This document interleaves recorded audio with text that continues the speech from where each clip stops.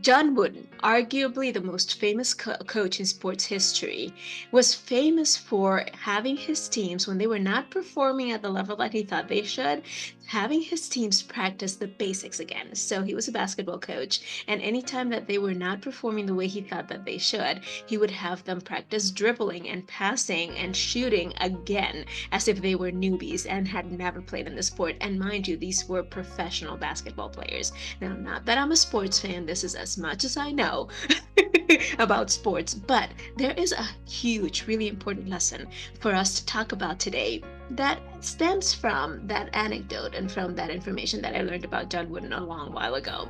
And here's the thing, some of us are wasting a lot of time, energy, effort, and yes, even money on things that are not essential. We're spending all our time going from trend to trend, from the latest and greatest to the next shiny object. And trust me, I've been there, which is why I can talk about this. But what I have learned is that just like John Wooden wanted his players to know, if we can focus on the essentials, if we can just stay focused and keep our sights on three of the basics, then everything else has the potential of working and actually doing what we want it to do. The reason we keep spinning our wheels is because the strategies, the tools, all these other shiny things that the experts out there want to sell us are not what are going to propel us forward. See, I've said this before and I will say it until I'm blue in the face. Any and all of those strategies has the potential to work.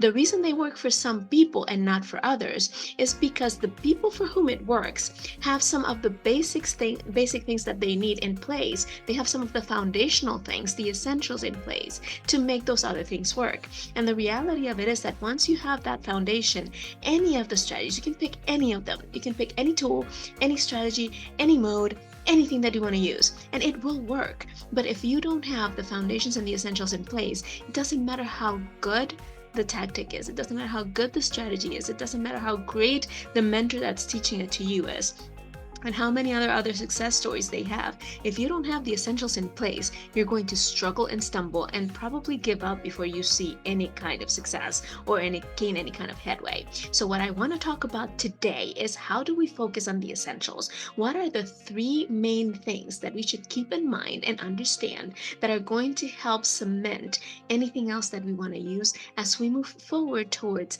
that life, that business, those relationships, that particular lifestyle that you've been dreaming of. So, are you ready to just focus on the essentials? Then stick around to this conversation of Sincerely Speaking.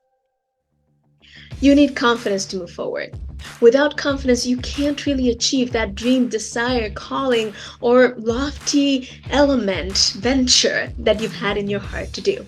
Have you heard that before? That's what most experts and gurus out there sell you. Well, I have a slightly different take on it. I believe that you and I can create a feeling and a sense of confidence on demand that can propel us forward without us having to jump through all the hoops and try to figure out all the things that the gurus never really tell you how to do anyway. So if you have been struggling with this notion that you need more confidence, or if you simply have a goal, a dream, an aspiration, a movement, something that you want to start in this world, an impact that you want to have in others, and an influence that you want to use to support and help and do some good out there in the world, then I invite you to head on over to confidence.marciamaro.com, where you are going to find an amazing offer for my course, Confidence on Demand, which will give you the three secrets to generating that feeling and that sense of confidence when and where you need it. So again, head on over to confidence.marciamaro.com and take advantage of this opportunity to generate and create confidence when and where you need it. And in the meantime, stick around and chat with me here on Sincerely Speaking. See you soon. Now, as with anything else, and I just want to say this right off the bat because I don't ever want you to feel like I'm baiting you, right? Or like I'm switching things on you. I want you to know, and I want it to be really clear right off the bat, that the three things that we're going to talk about today have subparts, right? So it's not just three straight things like one, two, and three. It's one with subparts, two with subparts, and three with subparts, right? So in the end, we're going to be talking about like eight or nine things altogether that are part of that foundation of the essentials that we get to work on. But as I go through them, you're going to understand and see that they do combine to become three things that we get to focus on, three essential things.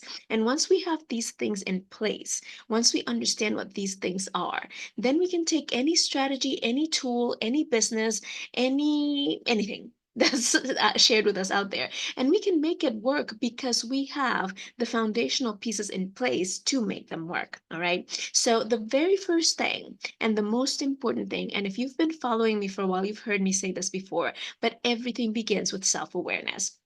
It is almost impossible. And I hate absolutes, which is why I say almost, but I'm willing to say that's 99.9% sure that if you don't have enough self awareness, if you're not clear on you, on who you are, what you want to do, and I'm going to give you three questions to think about. But if you are not at the level of self awareness where you are one, no, I'm not going to say 100%, but where you are close to 100% sure of where you stand, of who you are, and what it is that makes sense. And let's use the common word, right? Aligns with who you are and what you're meant to do, then you are going to be able to do a lot of things. But if you're not there, then it's going to be really difficult.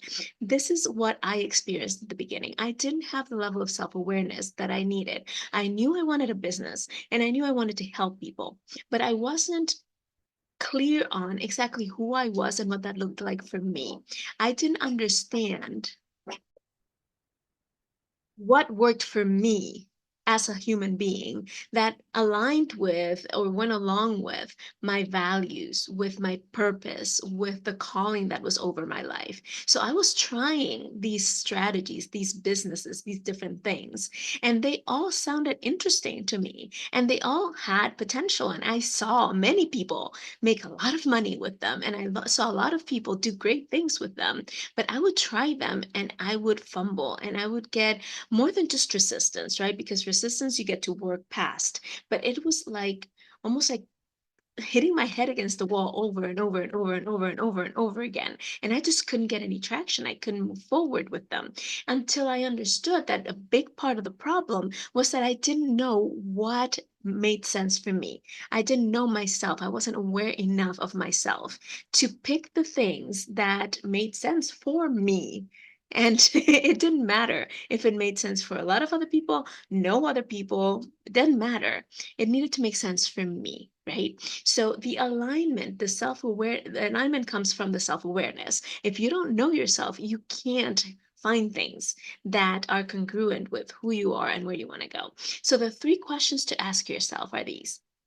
First of all, what is it that you really want? And the important thing here is you, right? And I am not one to promote a lot of like self-centeredness and it's all about you. That's not what it is. But the reality of it is that if you're trying to do things because you want to please other people, or if you're trying to take on what other people want for you, but it's not really what you want for yourself, you're going to find yourself spinning your wheels. You're going to find yourself taking one step forward and three steps back.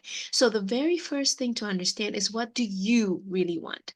What do you want? See, like for me, I wanted to be able to look my clients in the eye and tell them, look, what we're going to work on is going to be difficult, but it's going to take you further faster than other things that you might have tried. I wanted to be able to honestly look at them and say, look, this is really what is going to serve you best. And it's something that you need and it's going to give you what you want, right? And I wanted to be able to say without the shadow of a doubt that their investment was worth the value, right? Like their investment was a good investment. They were getting a good deal for the money that they were investing. And so I tried a lot of different businesses, and for some of them I didn't feel like that. I felt almost like I was robbing the people. Like I had to convince and persuade and be tricky and be manipulative, and I didn't want that for myself. Now for other people it worked. For other people, it was perfectly fine, but for me, it didn't make sense to do that, right? So when I say, what do you want? What I mean is, what is it that fits the kind of person that you want to be, that fits the values that you have, that matches your purpose for right now, right? Purpose changes, but that matches the purpose you have for your life right now. And that matches the ultimate calling that you feel upon your life. Because if you're anything like me, then you know that there is something greater than you that you get to work towards, that you get to contribute to. There is something that is outside of just the scope of what you can do, but that you're contributing and aiding other people into matching with that greater sense of meaning and that greater sense of joy and that greater sense of contribution to the world, right? So when you understand what it is that your values are, what it is that you really want out of life, what your purpose is for right now in the different roles that you play, and what your calling is, what it is that you're meant to bring to this world that nobody else can bring in the same way that you can, then you are taking a huge leap in the direction of getting to where you want to go and experiencing that level of success. The second question is, where are you now? And this is the time for brutal honesty, right? Like we try to sugarcoat things because we want to protect ourselves. Our ego wants our brains to be protected and our emotions to be protected. We don't want to be riddled with guilt and shame and a sense of not doing things right or not doing things the way we should be doing them. But here's the thing. This is not about guilt, it's not about shame, and it's not about couldas, shouldas, and wouldas. That's not what this is about. This is about the fact that if you don't know where you are right now, you can't trace a path to where you want to be.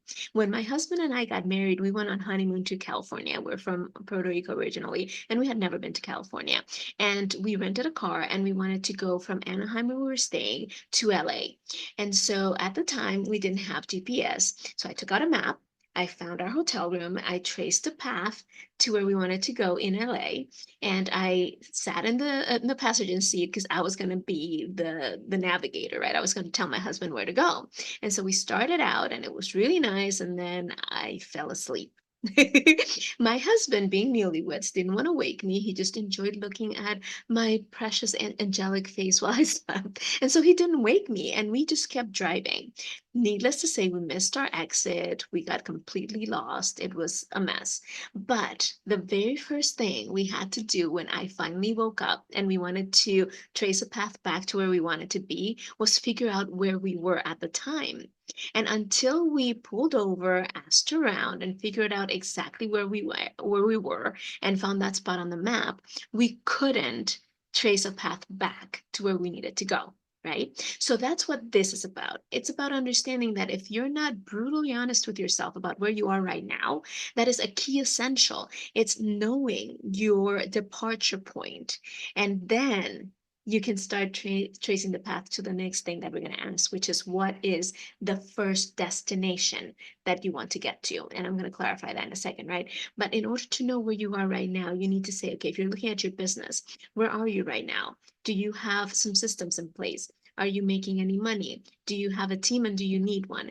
Are you clear on what you're selling? What problem do you solve? Are you sure that you know the actual things that you have now at your disposal that are still usable, right? Because I don't know about you, but when I first started a business, I created like 20 million things that didn't serve me for anything. So do you have what you actually need? And if not, what are you missing? Where are you right now? If it's about relationships, well, are you going to the right places to meet the kind of people that you want to meet?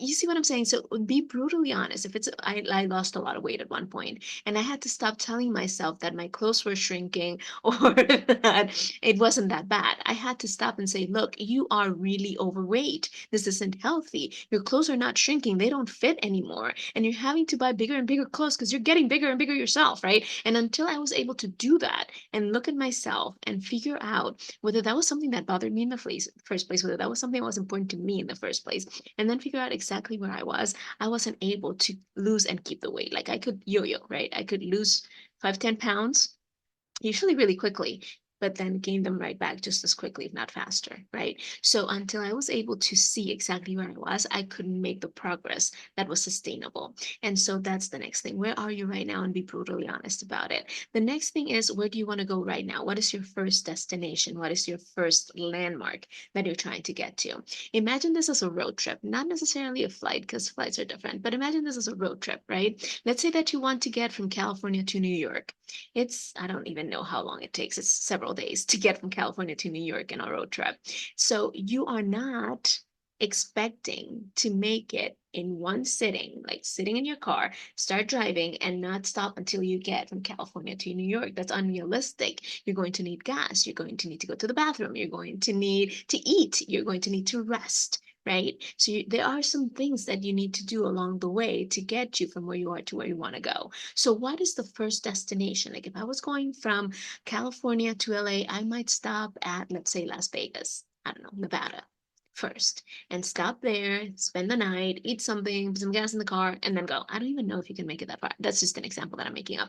But you know what I mean, right? When we go from Palm Beach, where I live, to Disney in Orlando, it's only 2.5 hours, but we have one specific rest area where we stop every single time, and we go to the bathroom, we get something to drink, we rest, we stretch our legs, we put gas in the car, and then we keep going, right? And that's just a 2.5 hour drive. So wherever you're going, be clear on what your very first destination is. If you're starting a business, your first destination might be your first sale, which will give you validation for your offer.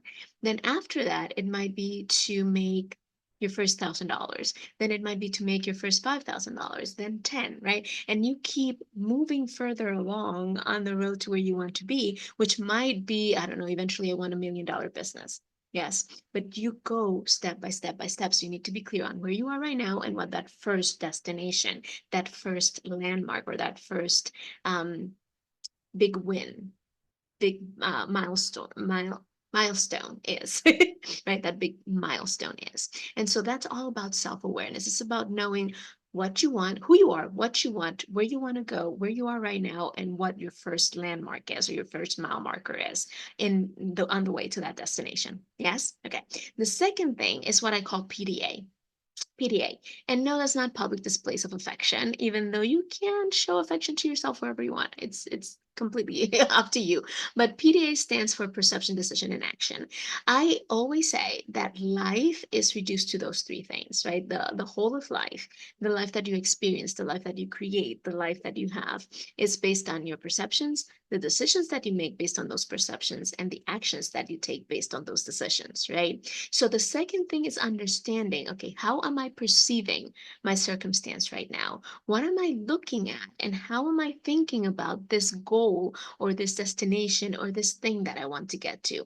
Am I seeing it as something that is difficult, that is going to be challenging, that is going to take a lot of time and effort, as something that I'm not ready for, as something that is almost impossible? Or am I looking at it as an opportunity to grow and to expand? Am I thinking that I might not have what I need yet, but I can definitely find it and get it? Am I seeing it as an opportunity for growth and expansion, or am I just staying stuck in the mindset of this is hard, this is going to take forever, I don't know that I can do this, that kind of situation, right? So is my perception from a positive, optimistic, empowering frame that is going to propel me forward? Or do I need to reframe things and change my perception to see it from the lens of possibility, right? Because if right now I'm seeing it through a lens of negativity and of just darkness and bleakness, then how far am I really going to go? I'm going to give up faster. But if I can change my lens, if I can change my frame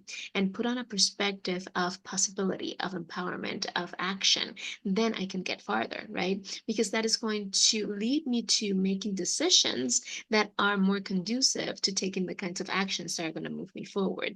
Now, decision making is a whole conversation for another time, but if you can have the right perception, if you can look at things from an empowering and positive perspective, and that doesn't mean that you ignore the challenges. Notice what I said before. Am I seeing this as an opportunity for growth? Am I seeing that I might not have what it takes yet, but I can definitely learn it and grow it, right? I'm not ignoring that there are obstacles and that there are things out there that I get to work through.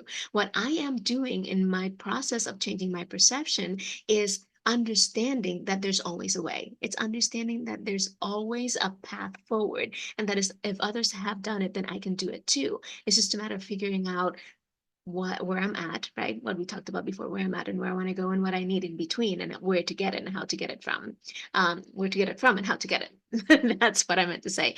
But the other part of that is the decision making process. We make it a lot more complicated than it needs to be. And it's because somewhere along the line, we've been taught that making a decision is a final, finite thing. And it is not. A decision is nothing but an experiment. And once we start seeing decisions as experiments, then the whole tension and the whole anxiety and the FOMO around making decisions is dissipated and diminished because it's no longer a do or die kind of situation. It's this is the decision I'm making and I'm testing the experiment I'm testing right now. And if it doesn't yield the results that I'm expecting, if the hypothesis doesn't prove to be true, then I can always go back and find another testing proposition, find another way to go about it, find another approach to it, right? But what that does when I make a decision is it helps me step into action. If I haven't made a decision, I can't move forward. If I don't know what destination I'm going towards,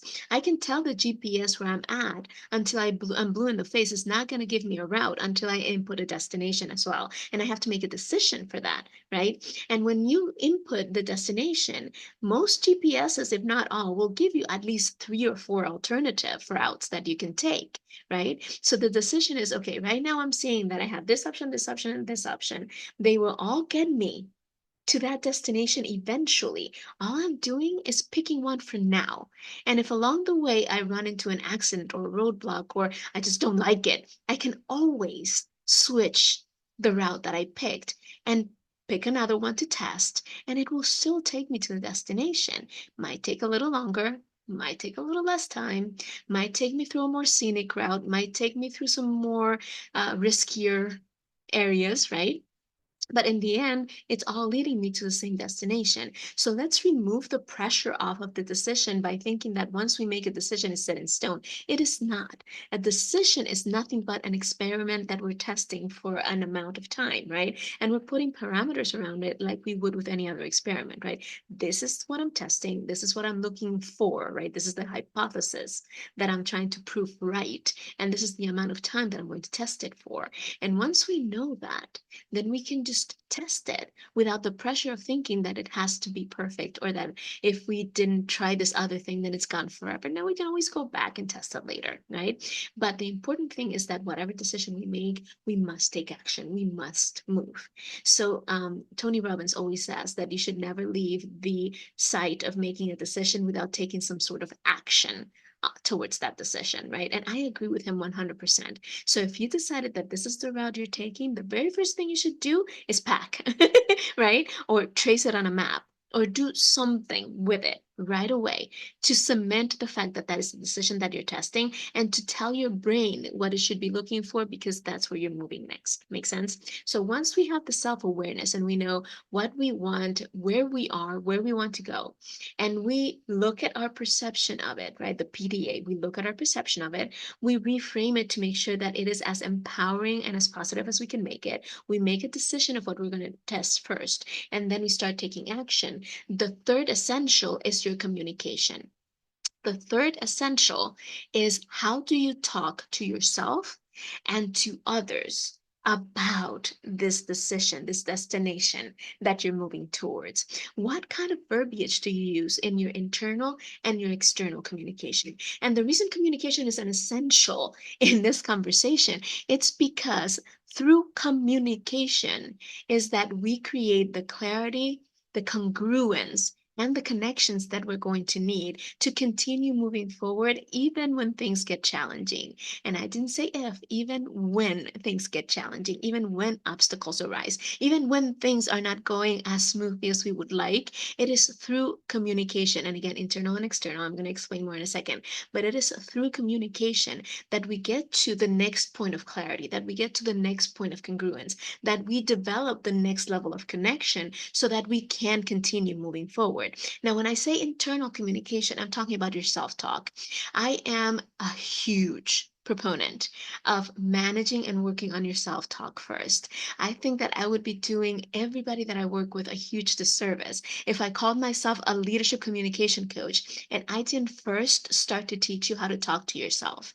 And see, the thing is, we want to clarify our messaging if we're in business, right? Or we want to enroll our family in supporting us, or our close circle into supporting us in whatever venture we're trying to achieve or go through next, right? Or we're trying to enroll our teams into doing the things that work towards the vision that we want to take them towards. And as leaders, we always have a vision that we're trying to share with others and invite others into. But if we are not first enrolling ourselves, and if we are not first managing the internal conversation, what is happening between our ears, that dialogue that's happening in our brains within our system, then it's going to be exponentially and increasingly harder to enroll and invite others into that vision and have any kind of movement in the direction in which we want to take things.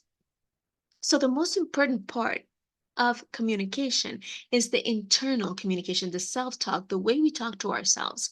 And one of the things that I always teach is that whether we realize it or not, most of the time that we talk to ourselves in questions. In fact, Ed Milet says that our thoughts are the answers we give to the questions we ask ourselves, right? So most of the time when we are talking to ourselves, we either start with or carry the whole conversation through with questions. Like, think about when you first wake up in the morning. For most of us, it's like, okay, what day is it? What time is it? What do I have for today? What am I wearing? What am I having for breakfast? What route should I take to work? Is it sunny? Is it going to rain? Right? So we keep asking ourselves question after question after question. For most of us, also, when things are not going quite the way we want, we start asking questions as well. But those are the questions that we have to pay the most attention to, because those are usually the least empowering questions that we ask ourselves. And so we get to shift those questions to empowering, helpful questions. I'll give you an example. Or for instance, let's say that you're trying to put together a landing page for your business and you want to sell something, or you want to give away something for free and you want people to sign in, and you're preparing your landing page and you send it live, and then suddenly you find out that it's not working. Something is not working as it should. It's not moving the way that it should. People are not getting the email, or they're not being able to hit the submit button. Something is happening in that landing page. The first question that you ask, if you're anything like me, would probably be something like, why did I mess up again? What did I do now? Why am I so stupid? Why can't I get this right? And notice I said, if you're anything like me, those are the questions that are my default, right? Questions that don't lead anywhere, questions that don't really have a good answer. And that if I do give an answer to them, it's not going to be an empowering question. Because if I'm asking myself, why am I so stupid? First of all, I have to admit that I'm stupid to answer that question. And secondly, all I'm doing, if I do answer it, is feeding and proving to myself that I am, in fact, stupid and will continue to be stupid. Right? You see what I'm saying? But if instead I ask myself, okay, what is missing? How else can I see this? Who can help me with this? Who can I enroll to support me in this? How can I double check this? What other things can I look into? Right? Then I'm putting myself in a position to look for alternatives, to look for solutions, to look for other ways of seeing and understanding what is happening, so that I can eventually land on an answer that is helpful and supportive. Right? So check the questions that you ask yourself, especially in moments of challenge and doubt, and see how you can change and shift those questions so that they're more empowering and more supportive. And in general, see where you're talking to yourself in a way that, first of all, you wouldn't talk to anybody else that way, but you talk to yourself that way. Secondly, ways that lead to shame or guilt, or feeling like an imposter, or feeling like you can't move forward, or paralyzing you in any way. Check the verbiage that you're using with yourself to see if you're constantly spinning around words and affirmations that are not positive or empowering, where you're telling yourself things like, see, things never work out for me, or I knew this was going to happen, or I'm just waiting for the other shoe to drop, or this is too good to be true. When you keep telling yourself things like that, you're setting yourself up, you're telling your brain to look for the evidence of the fact that things don't work out for you, that you can't get things right, that things are going to go wrong at some point. But if instead you go and you tell yourself things that activate in your brain a search for the positive and the empowering, then that's what your brain is going to yield. So if you catch yourself going, ah, things never go right for me, stop yourself and go, no, things do work out for me. Things do work out for me sometimes. I just have to figure out what my next best step is. So, what is the next thing that I can do? What is something that I can do right now that is going to start moving me in the right direction? That is going to shift your focus so that your brain starts yielding better results and better answers. Make sense? So, that's the internal communication. The external communication is a little bit trickier, but we all know the adage, right? If you want to go fast, go alone, but if you want to go far, go together.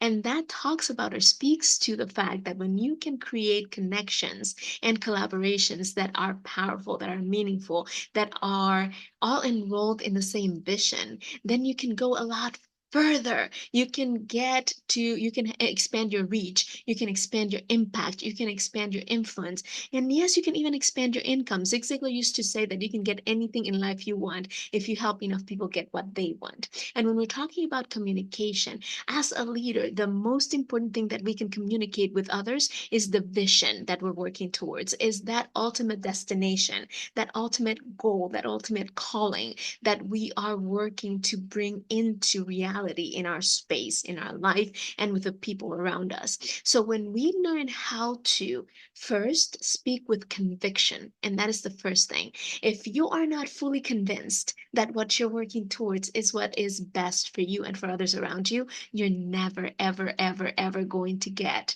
the kind of collaboration that you want from the people around you, especially the closest to you. Because you know why? They sense in the way that you're talking that you're not sure.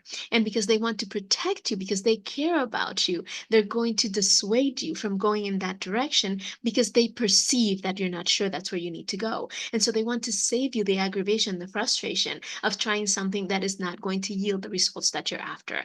And so they will start saying things and putting resistance in the way and not stepping up to help you, not because they don't love you, but all the contrary, because they do love you and they want to protect you from what they perceive from the way you're communicating that is not quite what you should be doing at the moment. Right. And so the first thing is conviction. And if you've gone through the other things, if you have gone through the process of self awareness, if you have worked on your PDA and you have made a decision based on a new positive, empowering perception, and you're ready to take action, then that conviction should come through in the way you speak. Right? People say all the time that you can't move forward without confidence. I disagree. I think you can create confidence when you need it. And if you're not sure what I mean, go check out my course, Confidence on Demand. The information is in the show notes, and it was also in the intro. But the thing is, you don't need confidence to move forward. What you need is conviction. If you are convinced, if you are certain, if you are sure in your insides, in your innermost being, that the direction you're moving towards is the right direction to move towards, then you will figure out how to keep going, and you will figure out the next thing and then the next thing and then the next thing. Makes sense? So start with conviction in that external communication, then continue with enrollment, right? If you have your conviction, then you can enroll people. And enrolling doesn't mean convincing, it means sharing that perception, that decision, that conviction, that destination, that awareness, sharing it in such a unique, authentic, and powerful way that people feel compelled, people feel drawn to, magnetized, attracted to what you're sharing with them because they perceive in you enough power, enough conviction, enough strength to move forward, and they want to be part of that thing that is lighting you up, right? So enrollment is that transference of excitement, is that transference of conviction. Is when you take what you already believe, that what you already know to be true inside of you, and you share it with others in such a way that it moves them, to want to be part of it. It moves them to want to be present and there in that moment. I love the show. So you think you can dance. I don't know if you've ever watched it, but my daughters and I just watched season 18. And in the final episode, one of the performances was so amazing that one of the judges, actually all three of them in one way or another commented this, but one in particular said, in 10 years, I'm going to be so proud to be able to say that I was here to witness this moment, right? And what was part of that performance was that conviction that enrolled the judge and brought them into that performance, and they were there with the performer, right? So when you can transfer that conviction, when you can get people to say, ah, in 10 years, I'm going to be so happy that I was part of this. Yes, absolutely. I'm there. You don't need to convince. You don't need to persuade. You don't need to push. You don't need to be salesy. You don't need to do anything outside of sharing with that conviction. So people are drawn to being part of it, right? And then the last part of it is bring the empathy into that external conversation. And here's what I mean by that. I don't know what kind of childhood you had, but I was the kind of kid that would sit in a corner at the playground and spend the whole recess just sitting in a corner because I didn't get myself involved in what was happening, right? But every once in a while, somebody would come and invite me to play. And those were like the happiest moments in my childhood when somebody would come and invite me into the game and invite me to being part of what was happening. Now, if there was anything that was more devastating than not being invited to play, was when they would invite me to play, but then they wouldn't let me get involved in the game, right? So they would invite me to come and play, but I would still be on the sidelines watching them play, not being really drawn in to be part of the game itself. So I was asked to come in, but then I was left on the sidelines. So when you work with empathy in your external communication, you are inviting people not just to come and play, but to be involved in the process because you understand how they feel, because you put yourself in their place, because you allow them to be part of what is being created and it becomes theirs as well, right? So when you bring compassion and empathy into it, when you invite people not just to come and join, but to be part of what you're creating, when you give them the space to bring their strengths, to bring what they have that is unique to them into the process and into the space of that creation of that new thing, then you have full on collaboration and connection, and you can create amazing things that you never thought possible on your own, right? So that communication piece, both internal and external, has to be in place in order for you to move forward. Now, can you see how any strategy, any tool, any business, any effort that you put forth is going to get a lot farther, and it's probably going to yield better results if you have these things in place. If you start with the self-awareness piece, if you go through the PDA process and you reframe your perception, you make some clear decisions and you start taking action, and if you manage and master your communication so that both internally and externally your conviction is growing and you're inviting that connection and collaboration, then you can take any strategy that feels like it matches your personality or your passion or your interest, right? Like I love speaking, so anything that has me speak, I will do. But other people hate speaking, so maybe something that doesn't involve as much speaking, right? But any tool will work if you have these essentials in place. So let's stop dwindling and spreading our energy focusing on things that are non-essential. Let's focus on these essentials. Let's focus on these three things. And once you have these three things in place, honestly, the one and the two, you can do once every 5 or 6 months, every quarter at most, and just keep it there as a guideline.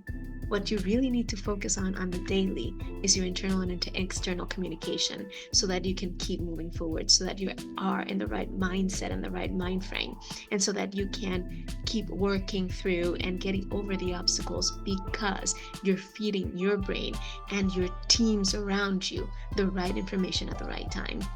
That is why I love leadership communication so much. And that's why I am determined to help you elevate your leadership communication. Now, it can all start with a Create Confidence on Demand course, but there's so much more that I would like to share with you. So I want to invite you to follow me on Instagram at marcy.amaro and to go and follow everything that I have and DM me and ask me your questions. I'm here to support and serve you because guess what? I believe that there is something uniquely special that you get to bring into the world. And it all starts with elevating your leadership communication. So keep in touch, and I will see you next time here on Sincerely Speaking. Bye bye.